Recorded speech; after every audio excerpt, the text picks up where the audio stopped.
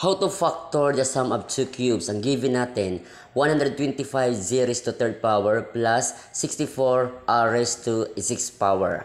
Step 1, kunin natin ang cube root ng numerical coefficient, itong first term at yung second term. Ganito po, cube root of 125, so that is 5, then yung cube root of 0 raised to third power, that is z. Then, kopyahin itong plus sign. Then, yung cube root of 64, that is 4.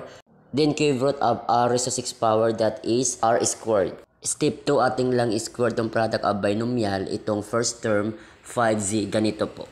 Sunod, multiply natin itong first term at yung second term, ganito po. 5z times 4r squared, that is 20r squared z. Then, yung kanyang sign ay papalitan natin. Since ito ay positive, ito ay magiging negative.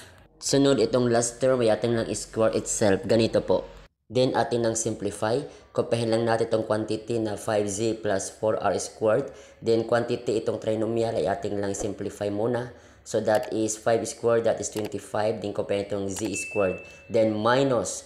Then, 20r squared z. Kopyahin lang ito. Then, plus. Ito namang 4 squared, that is 16. Then, yung r squared. Then, yung kanilang exponent, i-add lang natin.